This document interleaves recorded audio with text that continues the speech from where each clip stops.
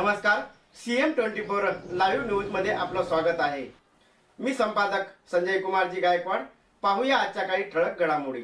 नमस्कार, आपण पाहतात सामान्य जनतेचा आवाज नांदेड CM न्यूज। आज आपण नांदेड कृषी उत्पन्न बाजार समिती नवा मोंढा मैदान या ठिकाणी आहोत आणि या ठिकाणी दरवर्षीप्रमाणे यावर्षी देखील अतिशय उत्साहात जिल्हा कृषी व धान्य महोत्सव 2026 अतिशय उत्साहात संपन्न झालेला आहे। दरवर्षी मला वाटते हा महोत्सव 2 दिवस असतो, परंतु यावर्षी 3 दिवसीय हा महोत्सव संपन्न झाला। यामध्ये नांदेड जिल्ह्यातील बऱ्याच बचत गट असतील, त्यानंतर विविध शेतकरी असतील यांनी स्टॉल लावले होते। त्यानिमित्त या ठिकाणी आपण चर्चा करत। सर, काय सांगणार याविषयी अधिक माहिती?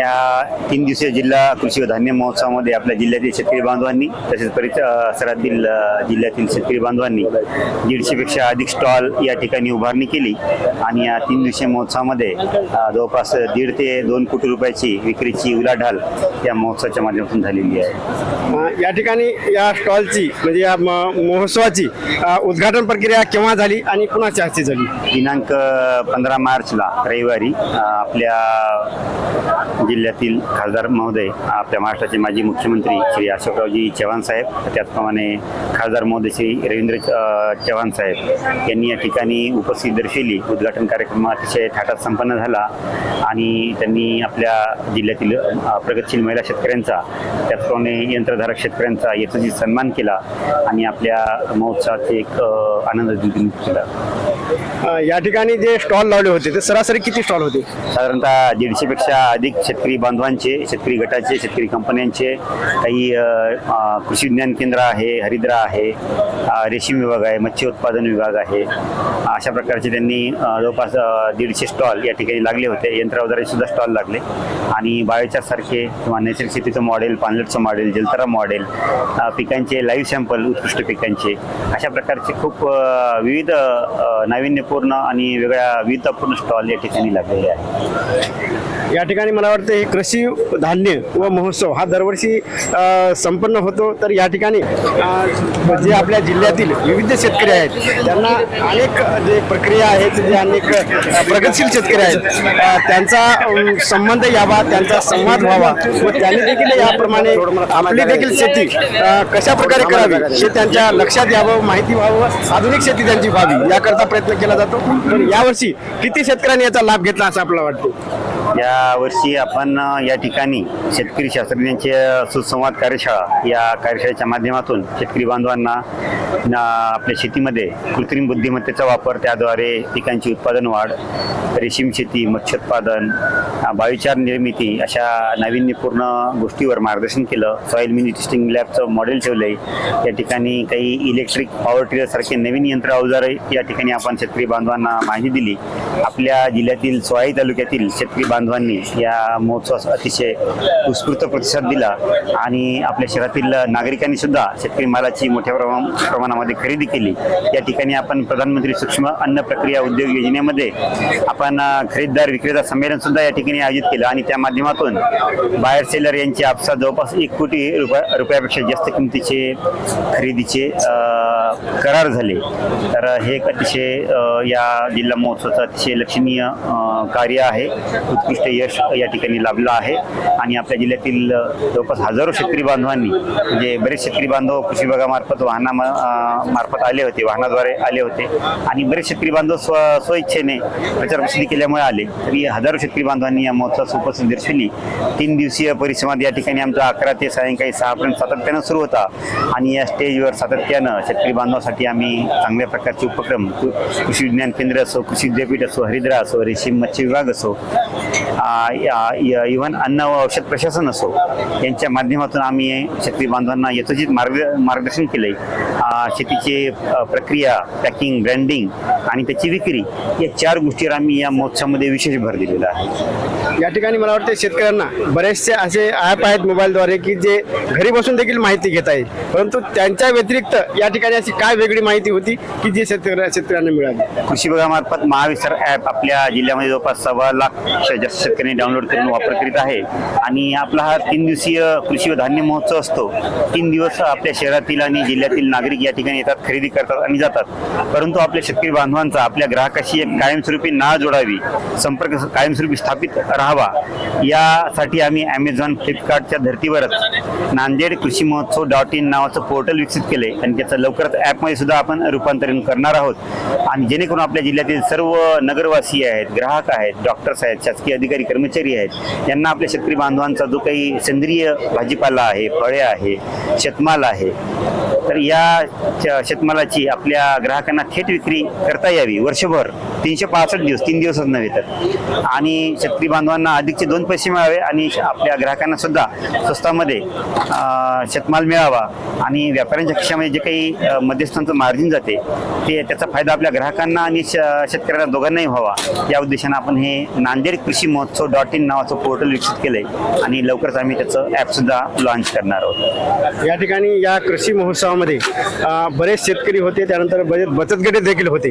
तर यामध्ये काय काय विशेष होते की त्यांचं एक अशा प्रकारे असायला पाहिजे असा स्टॉल मला कोणता वाटला किंवा काय प्रक्रिया होती? यामध्ये भाईचारचं एक चांगल्या प्रकारचं मॉडेल या ठिकाणी आम्ही उभं केलेलं आहे. त्याचप्रमाणे पाणलोटचं एक खूप चांगलं पाणलोट आणि जलताराचं मॉडेल या ठिकाणी उभं केलं आहे. आणि वैशिष्ट्यपूर्ण काम म्हणजे आपल्या एक शेतकरी आहेत अडकिनी नावाचे, त्यांनी करवंदाची कॅन्डी तयार करून त्याची मोठ्या प्रमाणावर विक्री केलेली आहे. करवंदाचं कुंपण तयार करून त्यांनी शेतकरी बांधवांना माहिती दिली की सुनीता कावळे नावाच्या एक महिला उद्योजिका आहेत. मागच्या वेळी ते पण त्या महोत्सवामध्ये सामील झाल्या होत्या आणि उत्तर भारतातून त्यांना जवळपास 25 लाखाची ऑर्डर बुकिंग या महोत्सवाच्या माध्यमातून त्यांना मिळाली होती आणि त्यांचं काम असंच आम्ही पुढे चालू ठेवले. आणि काल त्यांनी नुकतंच सांगितले की त्यांनी जवळपास 3 लाख रुपयाची आवळा कॅन्डी लंडनला निर्यात केलेली आहे. आणि आपले बारडमधील नंदकिशोर गायकवाड भोसीचे, त्यांनी मियाजाकी सारखा आंबा जो महागडा आंबा आहे तो या ठिकाणी प्रदर्शित केला आहे. आणि आपल्या जिल्ह्यामध्ये सुद्धा सफरचंदाचं उत्पादन येऊ शकते, वॉटर ॲपलचं उत्पादन येऊ शकते किंवा वेगवेगळ्या विदेशी जातींचं उत्पादन फळांच्या जातींचं येऊ शकते. हे त्यांनी इथं लाईव्ह सॅम्पल मांडले आणि हे त्यांनी दाखवून दिले. या ठिकाणी एक तुमचा प्रश्न नाही तरी पण एक प्रश्न घेतो की हे जे प्रदर्शन या ठिकाणी लावलेलं होतं यामध्ये बरेच स्टॉल असे होते की सुशिक्षित होते, काही स्टॉल असे होते की ते अडाणी होते जे की शिकलेले नव्हते, तरी पण या ठिकाणी त्यांनी अतिशय चांगल्या प्रकारे या ठिकाणी आपलं प्रदर्शन दाखवलं आणि यामध्ये कशा प्रकारे आपण एक व्यवसाय करून देखील पुढे जाऊ शकतो हे दाखवलं. तर या तरुणामध्ये आजकाल शिक्षण झालं की प्रत्येकाला वाटतं की आपल्याला नोकरी असावी, परंतु नोकरीच्या व्यतिरिक्तही आज या स्टॉलद्वारे बऱ्याच जणांना असं दाखवलं आहे की आपण देखील आपण तर स्वतः बनू शकतो, पण आपल्यामुळं किती जणांना तरी काम देऊ शकतो किंवा आपण एक चांगले शेतकरी बनू शकतो, चांगले व्यापारी बनू शकतो, चांगले व्यावसायिक बनू शकतो. हे या प्रदर्शनातून बऱ्याच जणांचं दिसलं. याबद्दल तरुणांना काय सांगणार? एक छोटंसं उदाहरण सांगतो. तुम्ही जो मुद्दा मांडला, आपल्याकडे लोंढे सांगवी तालुका लोहा येथे 7/12 फार्मर प्रोड्युसर कंपनी आहे. आपण योजनेच्या माध्यमातून त्यांना बीज प्रक्रिया संयंत्र दिलं, म्हणजे स्वच्छता आणि प्रतवारी मशीन दिली त्यांना. आणि आपले शेतकरी बांधव जे आहेत, दरवर्षी आपण पाहतोय की शहरातला जो काही गहू आहे शेतमाला म्हणजे मळणी केल्यावर आपले व्यापाऱ्यांना ते थेट 2,000 रुपये क्विंटलच्या आसपास ते विक्री करतात. परंतु त्यांनी या स्वच्छता आणि प्रतवारी करून गव्हाची आणि 7/12 फार्मर प्रोड्युसर कंपनीच्या पॅकिंग ब्रँडिंग खाली त्यांनी या ठिकाणी मोठ्या प्रमाणामध्ये विक्री केली. आणि जो गहू ते 20 रुपये किलोनं व्यापाऱ्यांना द्यायचे, त्याची स्वच्छता आणि प्रतवारी करून धान्याची स्वच्छता करून त्यांनी जवळपास 32 रुपये किलोनी 35 रुपये किलोनी या ठिकाणी पॅकिंग ब्रँडिंग करून त्याची ते मार्केटमध्ये विक्री करीत आहेत. या ठिकाणी सुद्धा त्यांनी विक्री केलेली आहे. असे अनेक शेतकरी आहेत ज्यांनी आवळा कॅन्डी असो किंवा फळांचे लोणचे असो किंवा डाळ मिलच्या माध्यमातून म्हणजे आपला चना किंवा तूर थेट ग्राहकांना व्यापाऱ्यांना न विकता त्याची चना डाळ, तूर डाळ, मूग, उडीद डाळ करून पॅकिंग ब्रँडिंग करून ते विक्री करीत आहेत. आपल्या धर्माबाद तालुक्यातील एक कपाटे नावाचे शेतकरी आहेत, शिवशंकर डाळ मिल, त्यांनी या महोत्सवामध्ये सहभाग घेऊन फार मोठ्या प्रमाणावर उलाढाल केलेली आहे.